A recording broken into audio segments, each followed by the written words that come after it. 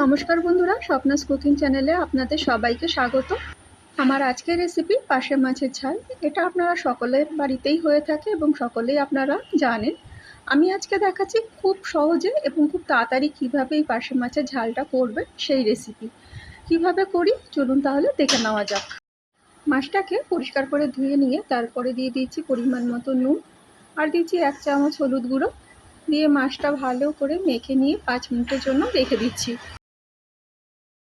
আমি এখানে বলেছিলাম আপনাদের যে খুব সহজ এবং খুব তাড়াতাড়ি কিভাবে করবেন সেই রেসিপিটা শেয়ার করব। সেই জন্য কিন্তু আমি এখানে নিয়েছি সর্ষে পোস্ত পাউডার, যেটা আমি সানরাইজ কোম্পানির নিয়েছি। আপনারা যে কোনো ব্র্যান্ডের নিতে পারেন। এটা কিভাবে ইউজ করবেন চলুন তাহলে দেখে নিন। একটা প্যানে 1 কাপের মতো জল নিয়ে উষ্ণ গরম করে নিয়েছি। উষ্ণ গরম জলটা বাটিতে ঢেলে নিয়ে এখানে মাছের পরিমাণ অনুযায়ী আমি সর্ষে পোস্ত পাউডারটা দিয়ে দিচ্ছি। সেই জন্য 3 চামচ নিচ্ছি এখানে, আর সাথে দিয়ে দিচ্ছি হাফ চামচের মতো নুন। নুনটা দিয়ে সর্ষে পোস্ত পাউডারটাকে ভালো করে গুলে রেখে দেবো 2 মিনিটের জন্য।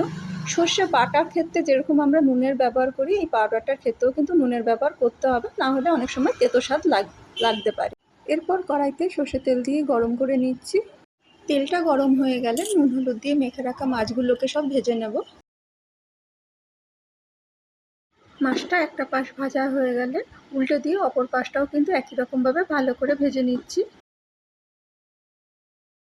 মাছটা দুপাশেই ভালো করে ভাজা হয়ে গেছে। এবার কিন্তু তেল ঝরিয়ে মাছগুলো অন্য একটা প্লেটেতে তুলে নিচ্ছি। মাছটা ভেজে নেওয়ার পরে যে তেলটা রয়ে গেছে ওই তেলের মধ্যে আমি 1 চামচ কালো জিরে আর চিড়ে রাখা কাঁচা লঙ্কা 3খানা দিয়ে দিলাম। এখানে কাঁচা লঙ্কা দিয়ে আমি ঝালটা করব, এখানে শুকনো লঙ্কার ব্যবহার করব না, তাই প্রথমেই তেলেতে এই কাঁচা লঙ্কাটা দিয়ে দিলে পরে মাছে যে ঝালের ব্যালেন্সটা সেটা কিন্তু ঠিক থাকবে।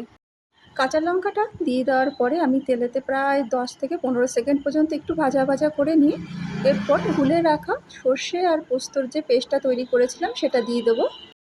তার সাথে দিয়ে দিচ্ছি 1 চামচ জিরে গুঁড়ো, আর দিয়ে দেবো 1 চামচ হলুদ গুঁড়ো।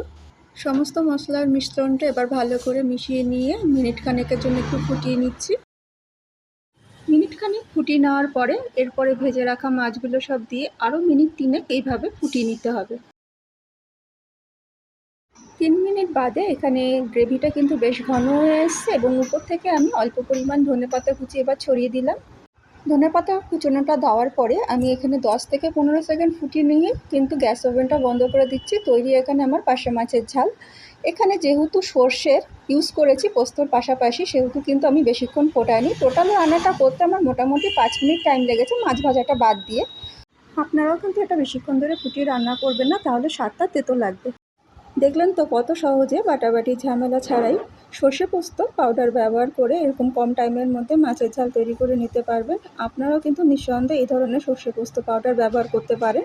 বাটা মশলা আর এই গুঁড়ো মশলার মধ্যে কিন্তু আলাদা কোনো তফাৎ নেই। মাছের এই ঝালটি গরম ভাতের সাথেই পরিবেশন করুন। আশা করি আমার আজকের এই রেসিপিটি ভালো লেগে থাকবে। যদি ভালো লেগে থাকে অবশ্যই একটা লাইক, কমেন্ট আর শেয়ার করবেন। আর নতুন নতুন ভিডিও পেতে আমার চ্যানেলটা সাবস্ক্রাইব করার অনুরোধ রইল। সবাই খুব ভালো থাকবেন, সুস্থ থাকবেন। আবার দেখা হচ্ছে অন্য কোনো দিন অন্য কোনো ভিডিওতে।